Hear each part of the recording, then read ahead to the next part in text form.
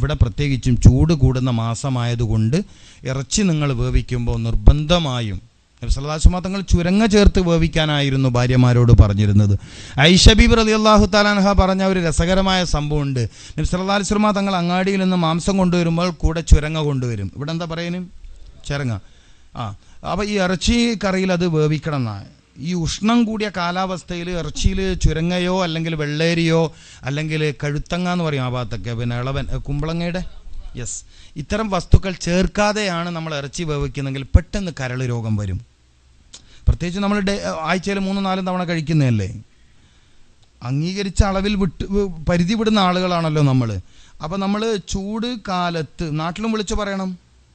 നാട്ടിലിപ്പോൾ ഞാനിപ്പോൾ അൽഹംദുലില്ലാ തിബ്ബുന്നബവി സംബന്ധമായ കാര്യം നടത്തുന്നതോടൊപ്പം തന്നെ തളിപ്പറമ്പിൽ പെൺകുട്ടികൾ മാത്രം താമസിച്ച് പഠിക്കുന്ന ഹിഫ്ദുൽ ഖുർആൻ കോളേജ് നടത്തുന്നുണ്ട്. പെൺകുട്ടികൾ ഹാഫിദുകളാക്കുക, തർബിയത്ത് കൊടുക്കുക, മതപരമായ കഴിവുകൾ. അപ്പോൾ അവിടേക്ക് ഇപ്പോൾ നമ്മൾ ഈ ഒരു സിസ്റ്റത്തിലാണ് കൊണ്ടുപോകുന്നത്. തിബ്ബുന്നബവി പ്രൊമോട്ട് ചെയ്യുന്ന സിസ്റ്റത്തിലാണ് കൊണ്ടുവന്നത്, നിർദ്ദേശിക്കുന്നത്. അപ്പം അവിടെ ഇറച്ചി വാങ്ങുമ്പോൾ തന്നെ ചുരങ്ങ വാങ്ങും, എന്നിട്ട് അതിട്ടിട്ടേ കറി വെക്കും വേവിച്ചിട്ട്. ഐഷബി പറയുന്ന റസൂലുള്ളാഹി സല്ലല്ലാഹു അലൈഹി വസല്ലം തങ്ങൾ ഈ വിരലിങ്ങനെ കറിയിലിട്ട് തപ്പി നോക്കും ചുരങ്ങക്ക് എന്ന്. പഴയ കാലത്തൊക്കെ വളരെ പിന്നെ സാമ്പത്തിക പ്രശ്നമുള്ളതും ചെമ്മീനൊക്കെ കറി വെച്ച ചെമ്മീനുണ്ടോ നമ്മൾ തപ്പി നോക്കുക എന്ന് പറഞ്ഞ മാതിരി മുഹമ്മദ് റസൂൽ സല്ലല്ലാഹു അലൈഹി വസല്ലം തങ്ങൾ ചുരങ്ങ തപ്പി നോക്കി കറിയിൽ. നിങ്ങൾ ആലോചിച്ച് നോക്കി. അനസ് റളിയല്ലാഹു തആല അൻഹു ചുരങ്ങൻ്റെ വള്ളി കണ്ടാൽ ഇങ്ങനെ ബഹുമാനത്തോടെ നോക്കി, എൻ്റെ റസൂലാക്ക് ഇഷ്ടപ്പെട്ട സാധനമാണല്ലോ ഇത് എന്ന് പറഞ്ഞിട്ട്. ചരിത്രമാണ്, ഇസ്ലാമിക ചരിത്രമാണ്. അപ്പം അരക്കെട്ടിൻ്റെ ഭാഗത്തെ നരമ്പുകൾക്ക് ശക്തി നൽകാനും ടോട്ടലി ശരീരത്തെ ഈർപ്പം നിലനിർത്താനും ശരീരത്തിൽ വരുന്ന ഡ്രൈനസ് വരൾച്ചയെ ഇല്ലായ്മ ചെയ്യാനും വയറിൽ വർദ്ധിക്കുന്ന ഉഷ്ണത്തെ വിഭാടനം ചെയ്യാനൊക്കെ ചുരങ്ങക്ക് നല്ല കഴിവുണ്ട്. നിങ്ങൾക്ക് ഇഷ്ടം പോലെ കിട്ടും, വിലയും കുറവാണ്. പറ്റണ ഭാഗ്യവാന്മാരൊക്കെ ഉപയോഗിച്ചോളി. അല്ലാത്ത ആൾ ഇത് കേട്ടിട്ട് ചുമ്മാ ഇരിക്കാന്നല്ലാണ്ടല്ലേ. കുട്ടികളിങ്ങനെ പൈസ ഇല്ലാണ്ട് സ്കൂളിൽ പോയാലും മറ്റുള്ള കുട്ടികൾ മിഠായി വാങ്ങും, ഇവൻ നോക്കി നിൽക്കണവർ നിങ്ങൾ നോക്കി നിൽക്കാനാ. പിന്നെ എന്താ ചെയ്യുക? എല്ലാത്തിനും തൗഫീക്ക് വേണം. ഇപ്പോൾ റമദാനിലേക്ക് എത്തിക്കണേന്ന് വരുന്നിട്ട് എന്താ പിന്നെ അത് വരക്കണം? വഫ്ഫിഖ്നാ ഫീഹി ലിസ്സിയാമി, വഫ്ഫിഖ്നാ തൗഫീക്ക് നൽകണേ. നോമ്പ് കാലത്ത് എത്തിയിട്ട് എത്ര ആൾ വെറുതെ ഒരു കാര്യമില്ല സമൂസയും ചായയും കുടിച്ച് പോകാന്നല്ലാണ്ട് പള്ളിയിൽ നിന്ന് എനിക്ക് കാര്യമൊന്നുമില്ലല്ലോ. എല്ലാ നോമ്പിലും ഓനി തന്നെ പരിപാടി. ചില ആളുകളോ അവർക്ക് അള്ളാഹു തൗഫീക്ക് കൊടുക്കും നോമ്പുകാരനായി ജീവിക്കാൻ. ഇപ്പം നോമ്പ് കൂടി വരികയാണ്. നോമ്പ് കാലത്ത് വളരെ ശ്രദ്ധിക്കേണ്ടതുണ്ട്. നോമ്പ് മുറിക്കുന്ന സമയത്ത് ശ്രദ്ധിക്കേണ്ടതുണ്ട്, പ്രത്യേകിച്ചും ഭക്ഷണത്തിൻ്റെ കാര്യത്തിൽ.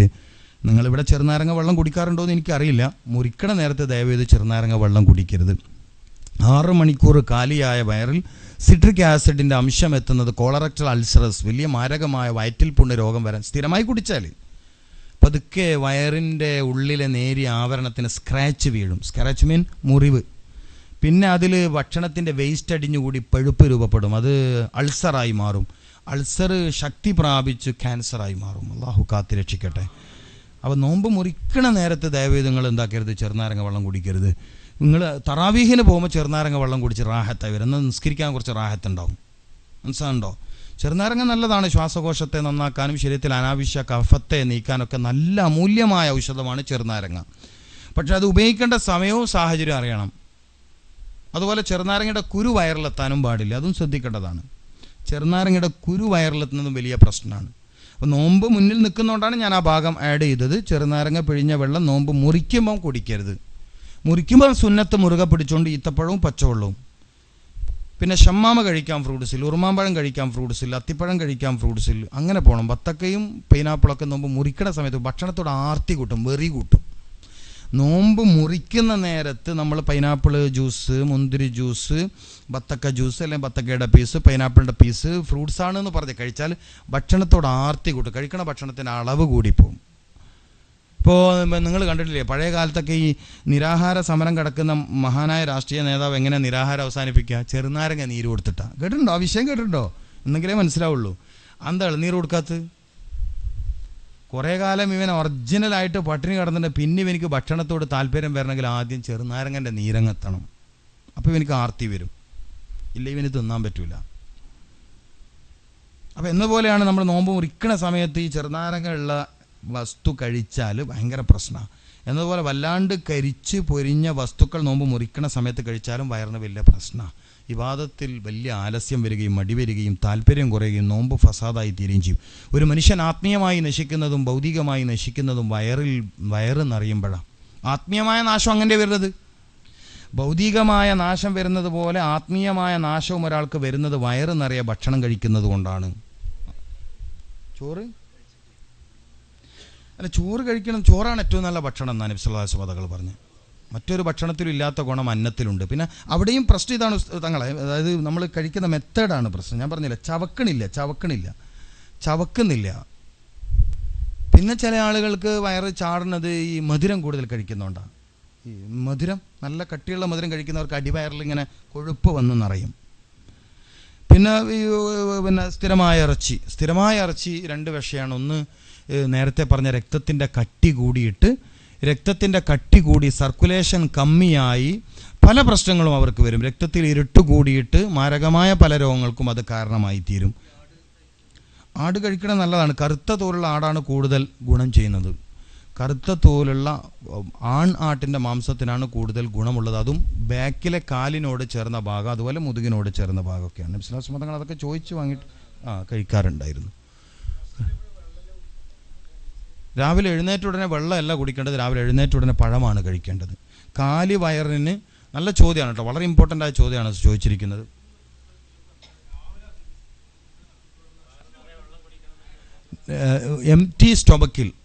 കാലി വയറിൽ ഒരു മനുഷ്യന് ഏറ്റവും സ്യൂട്ടബിളായ ഫുഡ് പഴമാണ്. സെക്കൻഡ് വെള്ളത്തിൽ പച്ചവെള്ളം. സംസം പിന്നെ നമ്മൾ സാധാരണ ചർച്ചയെ കൊണ്ടുവരണ്ട, അതൊരു എന്താ പറയുക, അത് നമ്മൾ ഈ ചർച്ചയെ കൊണ്ടുവന്ന അതിനോടുള്ള പവിത്രത നഷ്ടപ്പെടുത്തലായി പോകും. അത് പിന്നെ നമ്മൾ വെള്ളം എന്നുള്ള ആൾക്ക് കുടിക്കണമല്ലോ, സംസം കുടിക്കണത്. ഓക്കെ, അൽഹംദുലില്ലാ, നല്ലതാണ്, നിങ്ങളുടെ ഒരു ഭാഗ്യമാണ്. പക്ഷെ കുടിക്കുന്ന ആളുടെ മെൻറ്റാലിറ്റി ക്ലിയർ അല്ലെങ്കിൽ സംസമിൻ്റെ ഗുണം അയാൾക്ക് കിട്ടില്ല. സംസം എന്നുള്ളതൊരു വസ്ഫാണ്, ഒരു വിശേഷണമാണ്. മനസ്സിലായില്ലേ? മാഉ സംസം ലിമാ ശുരിബ ലഹു, കുടിക്കണോന് എന്തിനാണോ കുടിക്കണത്, ആ കുടിക്കണ നേരത്ത് എന്താണോ അയാളുടെ മനസ്സ്. ഇപ്പോൾ രാവിലെ തന്നെ സംസം എടുത്ത് ബിസ്മില്ലാ അല്ലാണ്ട് കുടിച്ചാൽ സംസം ചെയ്യുന്ന ഗുണമൊന്നും അയാൾക്ക് ചെയ്യില്ല. പച്ചവെള്ളം കുടിച്ച ഗുണം പോലും ആ സംസം കൊണ്ട് കിട്ടൂല. അങ്ങനെയാണ് അതിൻ്റെ, അത് ശ്രദ്ധിക്കാനുണ്ട്. പച്ചവെള്ളം തന്നെയാണ് എല്ലാ കാലാവസ്ഥയിലും ഏത് മനുഷ്യനും പച്ചവെള്ളമാണ്. ഇപ്പോൾ അലർജി തുമ്മൽ രോഗമുള്ളവരൊക്കെ സത്യത്തിൽ ആ രോഗം നിലനിൽക്കുന്ന പച്ചവെള്ളം കുടിക്കാത്തതുകൊണ്ടാണ്. പച്ചവെള്ളമാണ്. ഇപ്പോൾ ഞാൻ പറഞ്ഞില്ല, നമ്മളിപ്പോൾ മഗ്‌രിബിന് ഒളു എടുത്ത് തോർത്തി പലരും സത്യത്തിൽ തോർത്താൻ പാടില്ല. കുളിച്ച ശരീരം തോർത്താൻ പാടില്ല. ഇസ്ലാമിൻ്റെ അധ്യാപനം എത്ര വലുതാണ്. ഇപ്പോൾ ഗൾഫിൽ നിങ്ങൾക്കൊക്കെ നല്ല ആരോഗ്യം ഉണ്ടാവണമെങ്കിൽ നിങ്ങൾ ശ്രദ്ധിച്ച് നോക്കി, ഒരു 4-5 ദിവസം കുളിച്ചിട്ട് തോർത്താതിരുന്ന് നോക്കിയാൽ നിങ്ങൾ ചെയ്ത് നോക്കി. ഞാൻ പോകുന്നതിനുള്ളിൽ തന്നെ അതിൻ്റെ റിസൾട്ട്, ഞാൻ ഒരാഴ്ച കൂടെ ഉണ്ടല്ലോ, അതിനിടയിൽ എന്തെങ്കിലും കംപ്ലൈൻറ്റ് ഒന്നും എന്നെ പിടിക്കാമല്ലോ. തലയും തോർത്തരുത്, കറാഹത്താണ് ഫിഖിൻ്റെ കിതാബിൽ. ഫുഖഹാക്കൾ ഭയങ്കര തിബുള്ളവരാണ്. ഇതല്ലേ ആലിമീങ്ങളിൽ ഇരിക്കണത്. പള്ളി പണകത്തോ നബി സല്ലല്ലാഹു അലൈഹി വസല്ലം തങ്ങൾ മിമ്പറിലേക്ക് താടിന്ന് വെള്ളം ഉറ്റുന്ന രൂപത്തിൽ കയറിയതായി ഹദീസിൽ കാണാനില്ലേ? നിങ്ങൾ ഉണങ്ങിയിട്ട് 10 മിനിറ്റ് കൊണ്ട് ഉണങ്ങും. ഞാനൊക്കെ ഇപ്പം അങ്ങനല്ലേ കുളിക്കണത്.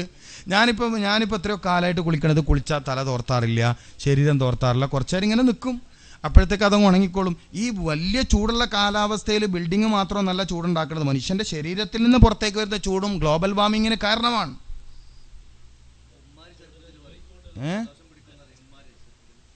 അല്ല, അതിപ്പം ഞാനെന്താ പറയുക, തെറ്റായ വിശ്വാസങ്ങൾ നമ്മളെ സമൂഹത്തിൽ പറഞ്ഞതിന് ഇപ്പോൾ നമ്മളെന്താ പറയുക, ഫുഖഹാക്കൾ ഒരു വിഷയം പറഞ്ഞാൽ അതിനപ്പുറം ശാസ്ത്രം അന്വേഷിക്കുന്നത് അബദ്ധമാണ്. ഉളു എടുത്താൽ തോർത്തുന്നതിൻ്റെ ഹുക്കം എന്താണ്? കറാഹത്താണ്. എന്താ കറാഹത്തായത്? ഇയാൾക്ക് കയ്യിലൂടെയും മുഖത്തിലൂടെയും ശരീരമാസകലം കിട്ടേണ്ട ഉണർവിനെയും ഉന്മേഷത്തെയും. അപ്പോൾ ഫത്ഹുൽ മുഈനിൽ എന്താ പറഞ്ഞ? നഷാത്തിൻ, നിസ്കാരത്തിലേക്ക് ഇവിടെ നഷാത്തോ. ഇത് തോർത്തിയോനിക്കെന്ത് നഷാത്ത്? കുട്ടികൾ അതുകൊണ്ടല്ലേ കുളിച്ചപാട് ഓടുന്നത്, തോർത്താൻ ഇഷ്ടമില്ലാത്തതുകൊണ്ട്. ഈ ഉമ്മാരോടൊക്കെ ഞാൻ പറയുന്നത്, കുട്ടികൾ എന്താ ഇപ്പോൾ ഓടുന്നത്? അവരിൽ ഫിത്രത്ത് നിലനിൽക്കുന്ന സമയമാണ്. സുബ്ഹാനിയത്തിൻ്റെ പ്രത്യേക ഗുണം നിൽക്കും. 3 വയസ്സുള്ള കുട്ടികൾ, അത് പിന്നെ വേറെ വിഷയം. ഞാൻ ആ ഭാഗത്തേക്ക് വരാത്തന്നെ, അത് വേറെ സബ്ജക്റ്റാണ്. അത് പിന്നെ നമ്മൾ തുടരണ്ട. നിങ്ങൾ കുട്ടികളെ വിഷയം പറഞ്ഞുകൊണ്ട്, ഇപ്പം എൻ്റെ കുട്ടികളൊന്നും തോർത്താത്ത കാലത്രേ. അതെ, നമ്മൾ ഇരിക്കട്ടെ മുമ്പിൽ. തേടുക എന്നല്ല പറഞ്ഞത്, ഉത്തുലുബുൽ ഇൽമ എന്നാണ്. തേടുക, അന്വേഷിക്കുക, പറഞ്ഞു കൊടുക്കുക എന്നല്ല. ഉത്തുലുബ്, നീ തേട്, നീ അന്വേഷിക്കുന്നതാണ്, അല്ലാണ്ട് പറഞ്ഞു കൊടുക്കുക എന്നുള്ളതല്ല. നീ ചൈനയിലാണെങ്കിൽ മദീനയിലോട്ട് വാ, അലൂബിസീൻ. ചൈനയിലാണെങ്കിൽ ഇങ്ങോട്ട് തിരിച്ചു വരി, എന്നിട്ട് ഇവിടെ വന്നിട്ട് പദം പഠിക്കുക, ദീൻ പഠിക്കുക. നമ്മൾ തേടുന്നില്ല, നമ്മൾ അന്വേഷിക്കുന്നില്ല. വസ്തുത അതാണ്, തേടിപ്പിടിക്കുക എന്നുള്ളതാണ്, അല്ലാണ്ട് ആളെ കണ്ടെത്തിയിട്ട് പറഞ്ഞു കൊടുക്കലില്ല. ഇപ്പം മദീനയിലേക്ക് മിസ്അബിനെ പോലെയുള്ള ആളുകൾ ഖുർആൻ പഠിക്കാൻ വേണ്ടി അന്വേഷിച്ചു വന്നു റസൂലുള്ളാഹിൻ്റെ അടുത്ത്. നിങ്ങൾക്ക് ഖുർആൻ പഠിപ്പിച്ചു തരാൻ പറ്റുന്ന ആളെ പറഞ്ഞു തരുന്നത് അപ്പോഴാണ് റസൂല പറഞ്ഞയച്ച. അല്ലാണ്ട് റസൂല എല്ലാ നാട്ടിലേക്ക് ആദ്യം ആളെ അയച്ചോ? നിങ്ങൾ ചോദിച്ചില്ല, നിങ്ങൾ അന്വേഷിച്ചില്ല. നിങ്ങളിപ്പോൾ മെഡിക്കൽ ഷോപ്പിൽ ആരോഗ്യ മാസിക കണ്ടാൽ വാങ്ങൂലേ? അത് തേടലല്ലേ, അന്വേഷിക്കലല്ലേ? എന്നതുപോലെ എന്തുകൊണ്ട് ഖുർആനിൽ നോക്കണില്ല? ഇൻഷാ അല്ലാഹ് വരും. അങ്ങനെ ഒരു കാലം വരാൻ പോവാണ്. PKP മഹാനായ സംസ്ഥയുടെ വിദ്യാഭ്യാസ ബോർഡ് പ്രസിഡന്റ് ഈ കാര്യം ചർച്ച ചെയ്തിട്ടുണ്ട്. കണ്ണൂർ ജില്ലാ മുഷാവറ ഇത് ചർച്ച ചെയ്തിട്ടുണ്ട്. ബഹുമാനപ്പെട്ട സംസ്ഥയുടെ അധ്യക്ഷൻ സയ്യിദ് ജിഫ്രി മുഹമ്മദ് മുത്തക്കോയ തങ്ങളുടെ ശ്രദ്ധയിലേക്ക് ഇത് എത്തിയിട്ടുണ്ട്. ഇൻഷാ അല്ലാഹ് വരും. കാലോചിതമായ എല്ലാ പരിഷ്കരണങ്ങളും സമസ്ത വരുത്തിയിട്ടുണ്ട്. ഒരുപക്ഷെ സമൂഹത്തിൽ സമസ്ത നടത്തിയ പരിഷ്കരണം എന്ന് പറയുന്നവർക്ക് ഇതുവരെ എത്താൻ പോലും എത്താത്തടുത്ത് സമസ്ത എത്തിയിട്ടുണ്ട്.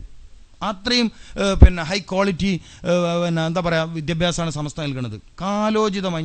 ഞാനിപ്പോൾ പറയാലോ, സൗദി യൂണിവേഴ്സിറ്റിയിൽ ഇൽമുൽ ബയാൻ എന്ന വിഷയത്തിൽ റിസർച്ച് പ്രബന്ധം അവതരിപ്പിച്ച ആളാണ് ഞാൻ. എഫക്റ്റീവ് ടീച്ചിങ് എന്ന വിഷയത്തിൽ എങ്ങനെയാണ് ഏറ്റവും നല്ല അധ്യാപനം നടത്തേണ്ടതെന്ന വിഷയത്തിൽ. അതുകൊണ്ട് തന്നെ CBSE സിലബസ് എന്താണ്, മറ്റുള്ള സിലബസ് എന്താണ്, കേന്ദ്രീയ വിദ്യാലയം എന്താണ്, എനിക്ക് നന്നായിട്ട് അറിയാം. സെൻട്രൽ ബോർഡ് എന്താണ്, കേരള സിലബസ് എന്താണ്, ഇത് പഠിപ്പിക്കാൻ പറ്റുന്നതാണോ, ഇത് സിലബസ് ക്ലിയർ ആണോ, കറക്റ്റ് ആണോ എന്നൊക്കെ ഞാൻ നന്നായി പഠിച്ചിട്ടുണ്ട്. നമ്മൾ ഗൾഫിൽ നിന്ന് ആയിരക്കണക്കിന് രൂപ ഫീസ് കൊടുത്തിട്ട് അവിടെ CBSE എന്ന് പറയുമ്പോൾ CBSEയിൽ സത്യത്തിൽ 10ാം ക്ലാസ്സിന് മുമ്പുള്ള സിലബസ് ഇല്ല. നിങ്ങൾക്കറിയത് ഉണ്ടോ? ഉണ്ട്. നിങ്ങൾ പണിച്ചേരി. അപ്പോൾ CBSE LKG UKG RKG എന്ന് പറഞ്ഞ് പഠിപ്പിച്ചതോ? നിങ്ങൾ പറയും. RKG ഞാൻ കൂട്ടിയതാ.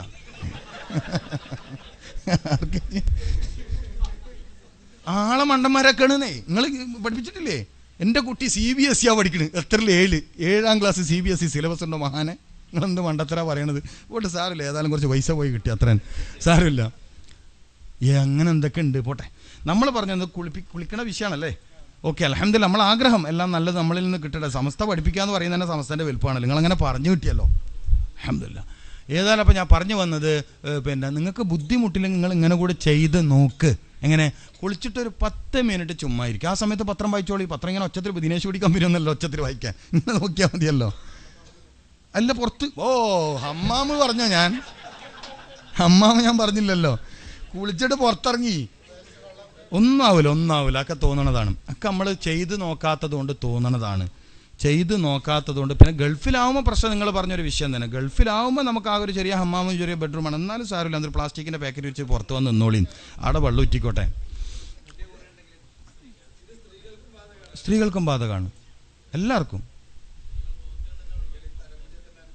ഒന്നും ആവില്ല. ഇപ്പം നമ്മളിപ്പോൾ പ്രാക്ടിക്കലായി നമ്മൾ ചെയ്ത് നോക്ക്. ഞാൻ പറയാലോ, ഇപ്പോൾ അടുത്ത് എപ്പോഴും തുമ്മൽ, അലർജി, ജലദോഷമുള്ള ഒരു ഹുദവി ഉണ്ടായിരുന്നു. നമ്മൾ എറണാകുളത്തുള്ള ഒരു ഹുദവി ഉസ്താദ്. അദ്ദേഹം എപ്പോഴും നീരിറക്കം, തുമ്മൽ, ജലദോഷമാണ്. ഞാൻ 2 കാര്യങ്ങളാണ് പറഞ്ഞു കൊടുത്തത്. 2 കാര്യങ്ങൾ. മരുന്ന് കൊടുത്തിട്ടില്ലേ. നല്ല പ്രഗത്ഭനായ ഒരു ഹുദവിയാണ്, എറണാകുളം ആലുവയിലുള്ള. നല്ല പ്രഗത്ഭനാണ്. ഇന്നിപ്പോൾ തിരുവനന്തപുരം ഡോക്ടറേറ്റിന് വേണ്ടി അദ്ദേഹം സ്റ്റഡി ചെയ്യാണ്. അദ്ദേഹത്തിന് കിട്ടിയ ഫിസിക്കൽ ഗുണം കൊണ്ടാണ്. എപ്പോഴും നീരിറക്കം, തുമ്മൽ ഭയങ്കര പ്രശ്നമാണ്. ഞാൻ പറഞ്ഞ 2 കാര്യം ചെയ്യണം. ഒന്ന്, തൊലി കളയാണ്ട് ഗോതമ്പ് കഴിക്കണം. തൊലി കളയാതെ കുത്തി വെളുപ്പിക്കാതെ ഗോതമ്പ് സ്ഥിരം ഏതെങ്കിലും ഒരു നേരം കഴിക്കണം. കുളിച്ചാൽ തല തോർത്താൻ പാടില്ല. അയാൾക്കിപ്പോൾ തുമ്മലില്ല, ജലദോഷമില്ല, നീരിറക്കമില്ല.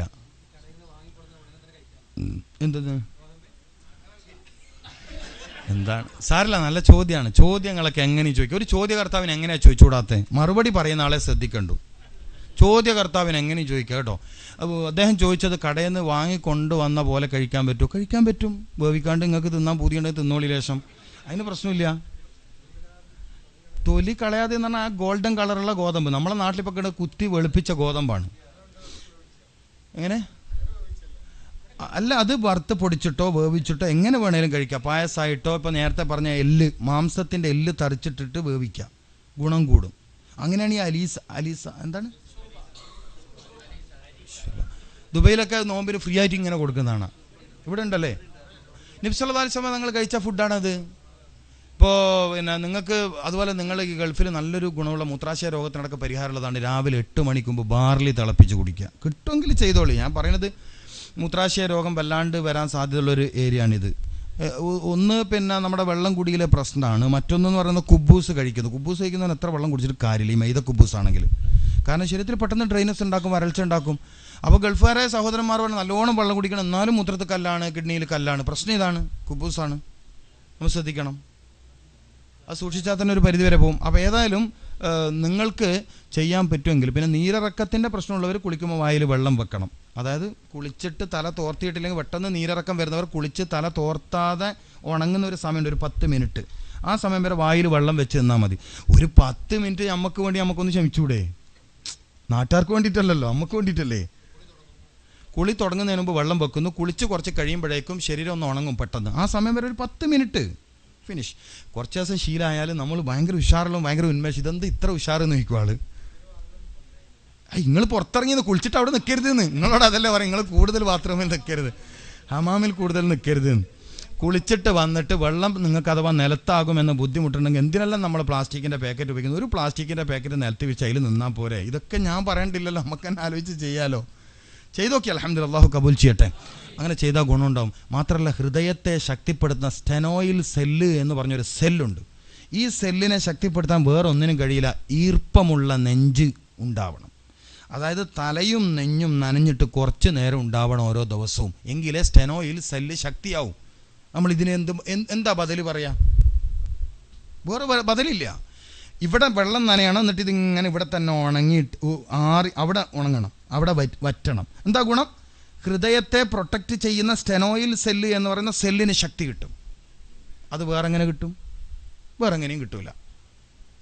അതുകൊണ്ട് മഹാന്മാരായ ഫുഖഹാക്കൾ മസ്അല എഴുതി കുളിച്ചാലും ഉളു കൊടുത്താലൊക്കെ വെറുതെ തലതും ശരീരമൊക്കെ തോർത്തൽ കറാഹത്താണ്. ഓക്കെ. ഫാനൊക്കെ പുതിയ കണ്ടെത്തലല്ലേ? സത്യത്തിൽ പ്രശ്നമാണ് ഇതൊക്കെ. പിന്നെ വേറെ വഴിയില്ല, നേരത്തെ പറഞ്ഞ ആൾക്ക് വേറെ വഴിയില്ലാത്തതുകൊണ്ട് ആൾ ഇതിൻ്റെ ചോട്ടിൽ നിൽക്കുന്നതാണ്. അറിഞ്ഞ ഇതൊന്നും അടുപ്പിക്കില്ലല്ലോ നമ്മൾ. വേറെ വഴിയില്ലാത്തതുകൊണ്ട് നമ്മൾ ഇതിൻ്റെ ചോട്ടിൽ നിൽക്കണമല്ലേ. ഉണങ്ങും, അല്ലാണ്ട് തന്നെ ഉണങ്ങും. നിങ്ങൾ നാളെ ഒന്ന് ട്രൈ ചെയ്യും. ഞാൻ ഏതായാലും ഒരാഴ്ച ഉണ്ട്, അതിനിടയിൽ നിങ്ങൾക്ക് ഉണങ്ങിയിട്ടില്ല എന്നോട് പറയും. അപ്പോൾ വേറെന്താ സൂക്കേടുണ്ട് നിങ്ങൾക്ക് വെള്ളം ശരീരത്തിൽ ഉണങ്ങുന്നില്ലെങ്കിൽ? ഓക്കെ. അപ്പോൾ അത് രാവിലെ ചെയ്യലാണ് നല്ലത്. കുളിക്കാനും രാവിലെയാണ് നല്ല സമയം. നിങ്ങൾക്ക് ബുദ്ധിമുട്ടില്ലെങ്കിൽ പഴം കഴിക്കാനും, നേരത്തെ അത് പറഞ്ഞുകൊണ്ട് നമ്മൾ ഇങ്ങോട്ട് എത്തിയത്. പഴം കഴിക്കാൻ ഏറ്റവും നല്ല സമയം രാവിലെ സുബ്ഹ് നിസ്കരിക്കുന്നതിന് മുമ്പാണ്. ഫജ്റു സാദിഖിൻ്റെ സമയമാണ്. എല്ലാ വസ്തുക്കളിലും അതിൻ്റെ ഗുണം ഏറ്റവും ഉയർന്ന നിലവാരത്തിൽ നിൽക്കുന്ന സമയം പ്രഭാതത്തിൽ, അതായത് പൂർവ്വപ്രഭാതം എന്ന് പറയും, ഏർലി മോർണിംഗ് എന്ന് പറയും, ഫജ്റു സാദിഖ് എന്ന് പറയും. ഭാരതീയരൊക്കെ അതിന് ബ്രഹ്മമുഹൂർത്തം എന്നാ പറയാം, ബ്രഹ്മമുഹൂർത്തം എന്നാ പറയാം. ഏതൊരു വസ്തുവിൻ്റെയും ഗുണം ഏറ്റവും ഉയർന്ന നിലവാരത്തിൽ നിൽക്കുന്നത്, രോഗം മാറാൻ മരുന്ന് കഴിക്കാൻ തിബ്ബുൻ നബവി പറയുന്ന സമയം സുബ്ഹ് ബാങ്ക് കൊടുക്കുന്നതിന് മുമ്പാ. മനസ്സിലാവുണ്ടോ? രോഗം മാറാൻ മരുന്ന് കഴിക്കാൻ വേണ്ടി തിബ്ബുൻ നബവി സജസ്റ്റ് ചെയ്യുന്ന ടൈം, നിർദ്ദേശിക്കുന്ന സമയം രാവിലെ 4 മണി, 5 മണി, 6 മണി, 7 മണിക്ക് ക്ലോസ്. പിന്നെ മരുന്നില്ല. ഈ ഒരു സിസ്റ്റമാണ്. എന്തുകൊണ്ടാണെന്ന് വെച്ചാൽ ഒരു മനുഷ്യൻ ഒരു ദിവസത്തിൽ 7 സമയങ്ങളെ ഫേസ് ചെയ്യുന്നു, അഭിമുഖീകരിക്കുന്നു. ഇപ്പം മഗ്രിബും ഇശാവും പോലെ ഒരു മനുഷ്യൻ ശാരീരികമായി ഏറ്റവും സൂക്ഷിക്കേണ്ട സമയത്താ അസ്റിൻ്റെയും മഗ്രിബിൻ്റെ ഇടയിലുള്ള സമയമാണ്. അസ്റിൻ്റെയും മഗ്രിബിൻ്റെയും ഇടയിലാണ് ഏറ്റവും കൂടുതൽ അപകടം വരാൻ സാധ്യതയുള്ളത്, മാനസിക രോഗം വരാൻ സാധ്യതയുള്ളത്, തലരോഗങ്ങൾ വരാൻ സാധ്യതയുള്ളത് അസ്റിൻ്റെയും മഗ്രിബിൻ്റെ ഇടയിലാണ്. മിക്ക ആളുകൾക്കും മാനസിക രോഗം പിടിക്കണം ആ സമയത്താണ്. ഓക്കെ. എന്നതുപോലെ ഏറ്റവും നമുക്ക് ഗുണം കിട്ടുന്ന സമയം ഏതാ? സുബഹിൻ്റെ മുമ്പുള്ള 4 മണിൻ്റെയും 5 മണിൻ്റെയും ഇടയിലുള്ള സമയം.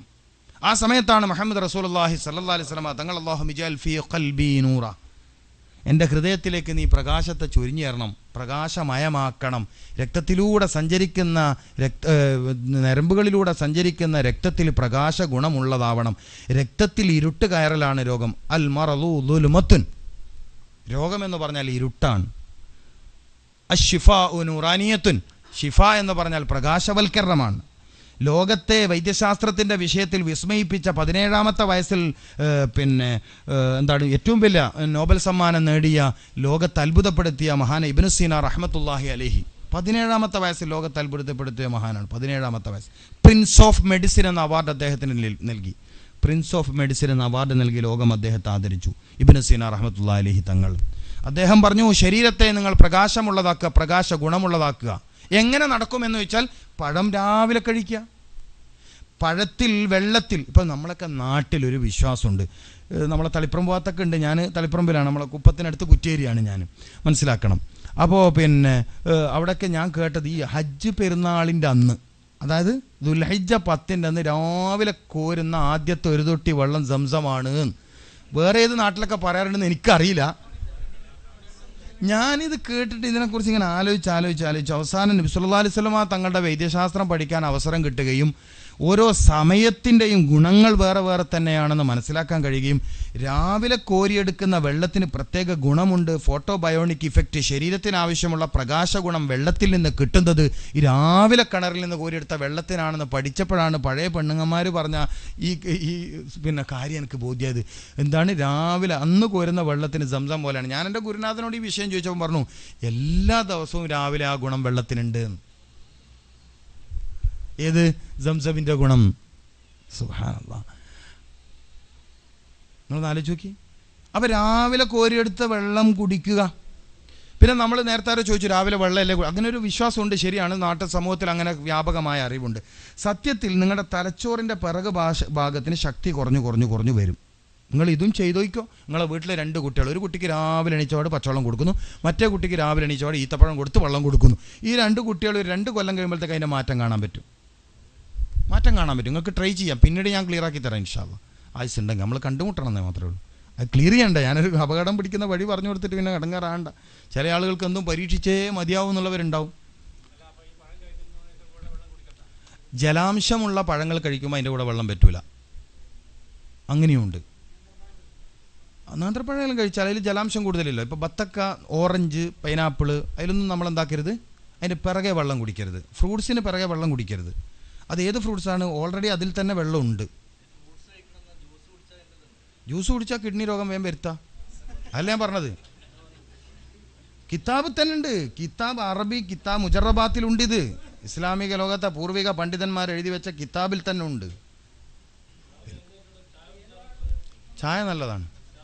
രാവിലെ എഴുന്നേറ്റ ഉടനെ നല്ലതാണോ എന്ന് ചോദിച്ചാൽ നല്ലത് ഞാൻ പറഞ്ഞില്ലേ, അത് ശ്രദ്ധിച്ചില്ല. ഈത്തപ്പഴമാണ് കൂടുതൽ ബെറ്റർ. അതിൽ തന്നെ അലി റളിയല്ലാഹു തആല അൻഹുവിനെ മാനിക്കുകയാണെങ്കിൽ അജുവയാണ് ബെറ്റർ. പിന്നെ പ്രതിരോധ സംബന്ധമായ തകരാറ്, വയറ്റിൽ പുണ്ണൊക്കെയുള്ളവരാണെങ്കിൽ അത്തിപ്പഴമാണ് നല്ലത്. അങ്ങനെ മാറി ഭയങ്കര അസിഡിറ്റി, ഹൈപ്പർ അസിഡിറ്റി, എന്തെങ്കിലും കഴിക്കുമ്പോഴേക്ക് നെഞ്ച് കത്തൽ, നെഞ്ചരിച്ചൽ, യെസ്, ഇത്തരം പ്രശ്നമുള്ളവരാണെങ്കിൽ ഈത്തപ്പഴത്തിലേക്ക് പോകാതെ അത്തിപ്പഴത്തിലേക്ക് വരണം. ഡെയിലി രാവിലെ ഒരു 2 അത്തിപ്പഴം 1/2 ഗ്ലാസ് വെള്ളത്തിലിട്ട് വെക്കുക. രാവിലെ ഫിംഗർ ജ്യൂസ് അടിക്കണം. വിരലുകൊണ്ട് ഇങ്ങനെ ഉടക്കുക. വിരലുകൊണ്ട് ഉടച്ചിട്ട് അതിലൊരു സത്ത് അങ്ങോട്ടും ഇങ്ങോട്ടും ഒരു കമ്മ്യൂണിക്കേഷൻ നടത്താനുണ്ട്. എന്നിട്ട് വെള്ളം കുടിക്കുക ആദ്യം. ശേഷം ആ പീസസ് ഇല്ല അതിൻ്റെ, അത് നന്നായി ചവച്ചരച്ച് കഴിക്കുക. അതുപോലെ ഹാർട്ടിന് എപ്പോഴും ക്ഷീണമുള്ള ഒരാളാണ്, അയാൾക്ക് രാവിലെ നല്ലത് ഉറുമാമ്പഴമാണ്. മാറിയില്ലേ വിഷയം? ഈത്തപ്പഴം പറ്റും. ഈത്തപ്പഴവും നേന്ത്രപ്പഴവും രണ്ടും ഹാർട്ടിനെ സപ്പോർട്ട് ചെയ്യുന്നതാണ്. പക്ഷേ അവിടെ വേറൊരു നിർദ്ദേശം വരുന്നത് ഉറുമാമ്പഴത്തിൽ നിന്ന് 15 സീഡ്, ഉറുമാമ്പഴമില്ലേ, അതിൽ 15 അല്ലി മാത്രം എടുക്കണം, 15 പീസ് മാത്രം. അത് വായിലിടുക, ഒരു 15 മിനിറ്റ് ചവക്കുക. 15 എണ്ണം 15 മിനിറ്റ് ചവക്കുക. പിള്ളേരൊന്നും കാണരുത്, എന്താ ഉപ്പാക്ക് പറ്റിയെന്ന് ചോദിക്കും. മുമ്പ് ബബിൾഗം ചവക്കുമ്പോൾ നമ്മൾ അങ്ങോട്ട് ചീത്ത പറഞ്ഞല്ലേ, ഇരുന്ന് ചവക്കണം. അങ്ങനെ ഒരു മെത്തേഡ് ഞാൻ പഠിച്ചിട്ടില്ല, അറിയില്ല എനിക്ക്. അത്തിപ്പഴം സൈത്തെണ്ണയിലിട്ട് കഴിക്കുന്ന മെത്തേഡ് ഉണ്ടാവാം, കാരണം വ്യത്യസ്ത രൂപത്തിലുള്ള ഉപയോഗം ലോകത്തുണ്ട്. മഹാനായ, ഞാൻ നേരത്തെ പറഞ്ഞ ക്യാൻസർ രോഗത്തിൽ ആയിരക്കണക്കിന് ആളുകൾക്ക് ആശ്വാസം നൽകിയ മഹാപണ്ഡിതനാണ് ആടൂർ ഹബീബ് ബീരാൻകുട്ടി മുസ്ലിയാർ ഉസ്താദ് അവർകൾ. അദ്ദേഹത്തിൻ്റെ ഒരു ക്രമമാണ് വയറുമായി ബന്ധപ്പെട്ട പ്രശ്നം, പൈൽസിൻ്റെ പ്രശ്നം, കോൺസ്റ്റിപ്പേഷൻ പോലത്തെ പ്രശ്നങ്ങളുള്ളവർക്ക്, ദഹനം നന്നായി നടക്കാത്തവർക്ക്, മനസ്സിലായില്ലേ, പൈൽസിൻ്റെ അസുഖമുള്ളവരൊക്കെ ഈ അത്തിപ്പഴം രാവിലെ കഴിക്കുന്നത് വളരെ ബെറ്ററാണ്. അതുപോലെ രക്തം പോവുക, ബാത്റൂമിൽ പോകുമ്പോൾ രക്തം ബ്ലീഡ് ചെയ്യുക, അങ്ങനെയുള്ളവർക്കൊക്കെ ഈ അത്തിപ്പഴം നല്ല ഫലം ചെയ്തിട്ടുണ്ട്. അത് മാത്രം മരുന്നാണെന്നും തെറ്റിദ്ധരിക്കരുത്. എന്തെങ്കിലും രോഗം ഉണ്ടെങ്കിൽ അത് വയറുമായി, പൈൽസ് എന്ന് പറയുന്നത് മലദ്വാരത്തിൻ്റെ രോഗമല്ല, വയറിൻ്റെ രോഗമാണ്. വയറിൽ അന്വേഷണം നടത്തണം. വയറിൽ അന്വേഷണം നടത്തി വയറിനെ പഠിച്ച് വയറിനെ ചികിത്സിച്ച് ശക്തിപ്പെടുന്ന മരുന്ന് കൊടുത്തിട്ട് അതിൻ്റെ മസിലുകളെ ശക്തിപ്പെടുന്ന മരുന്ന് കൊടുത്താലേ പൈൽസ് പൂർണ്ണമായും ശിഫയാവുള്ളൂ. അതേസമയം ഒരു സപ്പോർട്ടീവ് ഏജൻ്റാണ് ഏത്, ഒരു എന്താ പറയുക, ഒരു തൽക്കാല ആശ്വാസം കിട്ടുന്ന ആളാണ് അത്തിപ്പഴം. അതിൻ്റെ കൂടെ ഫുഡ് ശ്രദ്ധിച്ചാൽ പിന്നെ പൈൽസ് ഉണ്ടാവില്ല.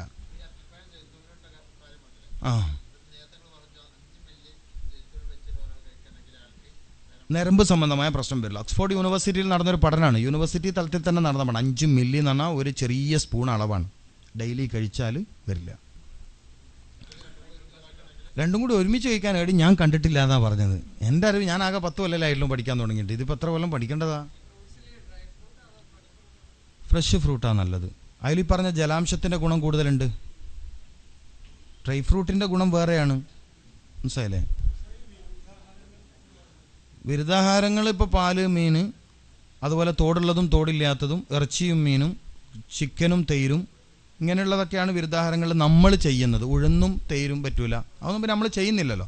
നമ്മൾ ചെയ്യുന്നതിൽ പ്രശ്നം വരാൻ സാധ്യതയുള്ളത് ഒന്ന് തേരും കോഴിയാണ്. പിന്നെ ഇവിടെ പിന്നെ തൈരല്ലല്ലോ കിട്ടുന്നത് അല്ലേ, തൈര് എന്തോ ഒരു പൊടിയിൽ തൈര് പോലെ ആക്കിയിട്ട് തരുന്നില്ല, അതുകൊണ്ട് പിന്നെ പ്രശ്നമല്ല. അൽമറായി എന്നൊക്കെ കേട്ടാൽ വലിയ നടുക്കഷ്ടത്ത് വന്നാൽ നമ്മളെ വിചാരം പോട്ടെ, ഒരു കേൾക്കണ്ട നമ്മളെ പിന്നെ അല്ലേ. യെസ്, യൂറിക് ആസിഡ് എന്നതൊരു പുതിയ പ്രയോഗമാണ്. പ്രധാനമായിട്ടും ഈ യൂറോപ്യൻ ക്ലോസറ്റ് വന്നതിന് ശേഷമുള്ള ഒരു പ്രധാന രോഗമാണത്. നല്ല ചോദ്യമാണത്, നിങ്ങൾ ശ്രദ്ധിക്കേണ്ട കാര്യമാണ്. യൂറോപ്യൻ ക്ലോസറ്റും പിന്നെ ബാങ്ക് കൊടുക്കുന്നുണ്ട്. അപ്പോൾ നമ്മൾ നിർത്താനുമായി അൽഹംദുലില്ലാ. അപ്പോൾ ഞാൻ പറഞ്ഞത് യൂറിക് ആസിഡിൻ്റെ പ്രശ്നം പ്രധാനമായി വന്നത് ശരീരത്തിൽ അടിഞ്ഞുകൂടിയ യൂറിയ അല്ല, അങ്ങനെയൊന്നും പറയണ്ട പോട്ടെ, മൂത്രം കറക്റ്റ് പോകാത്തതുകൊണ്ട് അവശേഷിക്കുന്ന മൂത്രം, യൂറിനറി ബ്ലാഡറിൽ മൂത്രം സൂക്ഷിച്ചു വെക്കുന്ന കിഡ്നി അതിൻ്റെ ജോലി കഴിഞ്ഞ് പുറത്തേക്ക് തള്ളേണ്ട സാധനമില്ലേ മൂത്രം, ഈ മൂത്രം പുറത്ത് പോവാതെ ഒരല്പം ബാക്കി നിൽക്കൽ സ്വഭാവമുള്ളവരിലാണ് വ്യാപകമായി യൂറിക് ആസിഡിൻ്റെ പ്രശ്നങ്ങൾ കാണുന്നത്. പ്രധാനമായും സന്തുക്കളിൽ വേദന വരിക, നീർക്കെട്ടുണ്ടാകുക പോലത്തതാണ് പ്രധാന ലക്ഷണമായി പറയുന്നത്. അതിനേക്കാൾ വലിയ പ്രശ്നങ്ങളൊക്കെ പിന്നീട് വരും. ഈ പാങ്ക്രിയാസുമായി ബന്ധപ്പെട്ടിട്ടൊക്കെ പിന്നീട് രോഗം വരും. യൂറിക് ആസിഡ് ചെറിയൊരു രോഗമായി കാണരുത്, വലിയ രോഗങ്ങളിലേക്കുള്ള ചെറിയ സൂചന മാത്രമാണത്. അതൊരു വലിയ രോഗമൊന്നുമല്ല. മസാല ചേർത്ത ഭക്ഷണത്തിൽ നിന്നും കൂടുതൽ പോത്തിറച്ചി കഴിക്കുന്നതിലും തൽക്കാലം വിട്ടുനിന്നാൽ തന്നെ, തക്കാളി കൂടുതലുള്ള കറി കൂട്ടുന്നതിൽ നിന്നൊക്കെ വിട്ടുനിന്നാൽ തന്നെ ഒരു പരിധി വരെ യൂറിക് ആസിഡിനെ കൺട്രോൾ ചെയ്യാൻ പറ്റും. പിന്നെ 2.5 ലിറ്റർ ചുരുങ്ങിയത് ശുദ്ധമായ പച്ചവെള്ളം കുടിക്കുന്ന ശീലവും, ഷമ്മാമ എന്ന് പറയുന്ന ഇവിടെ കിട്ടുന്നൊരു സാധനമുണ്ട്, എന്തായാലും അല്ലേ, ഓക്കെ. തൊലി ഒരല്പം മഞ്ഞയായ തന്നെ തിരഞ്ഞെടുക്കണം, അതന്നെ തിരഞ്ഞെടുക്കണം. ഷമ്മാമ കഴിക്കുക. അതുപോലെ ഞാൻ നേരത്തെ പറഞ്ഞ ചുരങ്ങ രാത്രി കറി വെച്ച് കഴിക്കുക. ഉറങ്ങുമ്പോൾ കാല് പൊക്കി വെച്ച് കിടക്കുക, കുറച്ച് ഒരല്പം പൊക്കി വെച്ചിട്ട് കിടക്കുക കാല്. പിന്നെ രാവിലെ ബാർലിയുടെ എന്തെങ്കിലും ഭക്ഷണം കഴിക്കുക, ബാർലി പ്രധാനമായ ഭക്ഷണം കഴിക്കുക. തൽവീന എന്ന് പറഞ്ഞിട്ട് കിതാബുകളിലൊരു കഞ്ഞിയുണ്ട്, തൽവീന. മുസ്ലിം തങ്ങൾ കഴിച്ചിരുന്നു, ഭാര്യമാരെ കഴിപ്പിച്ചിരുന്നു, സഹാബത്തിനെ പ്രോത്സാഹിപ്പിച്ചിരുന്നു. ബാർലി 20 ഗ്രാമും ഒരു 300 മില്ലി പാലിൽ വേവിച്ച തൽവീനയായി. 20 ഗ്രാം ബാർലി ഒരു 300 മില്ലി പാലിലിട്ടാൽ നമ്മൾ ഓട്സ് കാച്ചണ പോലെ, ഇപ്പോൾ എളുപ്പമായില്ലേ, പറഞ്ഞാൽ വേഗം മനസ്സിലാകുന്ന ഭാഷ പറയണം. ഓട്സൊക്കെ കാച്ചണ മാതിരിയുള്ള പരിപാടി. തേനും കൂടി ചേർത്താൽ പൂർണ്ണ സുന്നത്തായി. നബി സല്ലല്ലാഹു അലൈഹി വസല്ലം തങ്ങൾ തേൻ ചേർത്ത് കഴിച്ചിരുന്നു, പക്ഷേ ചൂടുള്ള സമയത്ത് തേൻ ചേർക്കാനും പറ്റൂല. അപ്പം തൽവീന ഉണ്ടാക്കിയിട്ട്, ബാർലിക്കഞ്ഞി ഉണ്ടാക്കിയിട്ട് തണിയാൻ വെച്ചിട്ട് കുറച്ച് തേനും കൂടി ഒഴിച്ച് മധുരിപ്പിച്ചിട്ട് രാവിലെ 8 മണിക്ക് മുമ്പ് കഴിക്കണം.